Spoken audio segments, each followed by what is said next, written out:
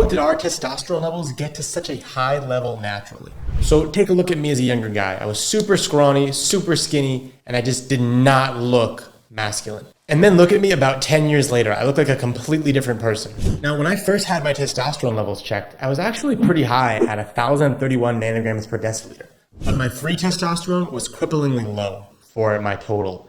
I was at about 92.8 picograms per milliliter, and this converts to about 9.28 nanograms per deciliter, which is very low. And this had a lot to do with my super high SHBG levels at 89 nanomoles per liter. So I got my levels tested again, and I found my total testosterone to be at 1,293 nanograms per deciliter, and my free testosterone tripled at 285.4 picograms per milliliter, or 28.5 nanograms per deciliter. My SHBG also decreased, and it went into a healthy range at 38 nanomoles per liter. So if you don't believe that, take a look at my follicle stimulating hormone and my luteinizing hormone. My FSH and LH were in a healthy range. This means I wasn't taking anything exogenously to alter this testosterone level. But don't just take my word for it. Look at guys like Mike Sager and Andre Bettinson. Andre doubled his testosterone from 536 nanograms per deciliter all the way up to 1,007 nanograms per deciliter. But the really cool part here is that he 5x'd his free testosterone. He went from 5.56 nanograms per deciliter free testosterone, which is low,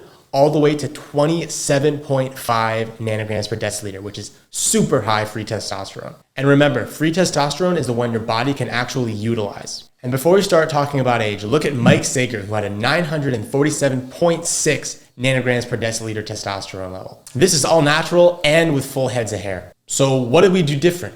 How is our T so high? Is it just lucky genetics? You see, what really matters most is how your body utilizes the hormones. So does this sound like you? You wake up, you feel tired, you feel like you have no energy all day. You're going to the gym, but you're not seeing progress. You're eating well, but you're still getting that extra excess fat around the gut, and you seem like you're just spinning your wheels. Especially with normal looking labs where the doctors say that there's no problem and you have no motivation, no drive, a low libido, but you know that there's something that you have to be doing or missing because life shouldn't be lived like this. But then what do? Take the new synthetic, take the new peptide, hop on something, join a new diet, start a new workout routine. And this is all you're focusing on, you're just gonna be going nowhere fast. And before you look at the excuses of slowing down with age and your body's just catching up to you, look at guys like Mike Sager. They defied what was thought normal. And these excuses are really just what doctors and personal trainers use because sometimes when there's a plateau and they don't know what else to do, they have to put the blame on something. But the problem is they aren't mentioning the absolute health battle that every man is facing right now. You see, men are really at war here,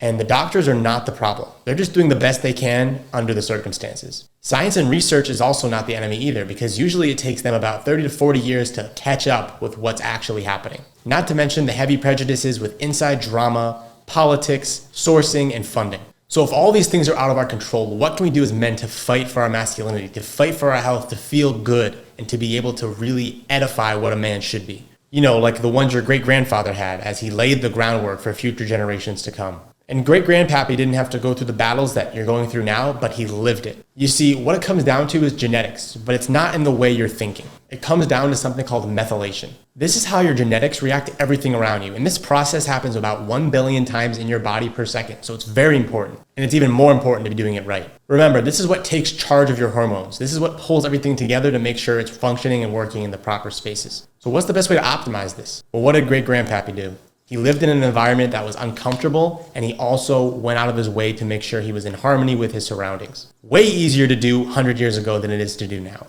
And that is a beauty, because that means most men will not do it. Now, I'm not telling you to go out and start cutting wood and living off the land, but most men are stuck on average. They have a gym routine, they eat healthy when they can, when it's convenient. But the top echelon of men, I'm talking the top 98 percentile, they welcome challenges with open arms. They use traditional wisdom to optimize their health, and they know that it is with these challenges that they will be able to surpass the competition and live the life that few men are ever able to achieve. This system is destroying weakness and allowing men to feel the way they're supposed to feel. This is the renegade man. And this is really due to our environment being so easy, but so difficult on us from a biological perspective. So many comforts bring so much pain. We think we have it all, easy access to food, water, dopamine, but these are the things that are actually crushing our natural hormone levels and the way that we're feeling in our bodies. And it can all be narrowed down to caps. an acronym that stands for cut, apply, prevent, and sublimate. First thing is cut, and this starts with cutting out all the bad. This means all the toxins in your food, the toxins in your water, the things you can actually control. This means switching out perfumes, dyes, sprays, and cleaners. This all has to go.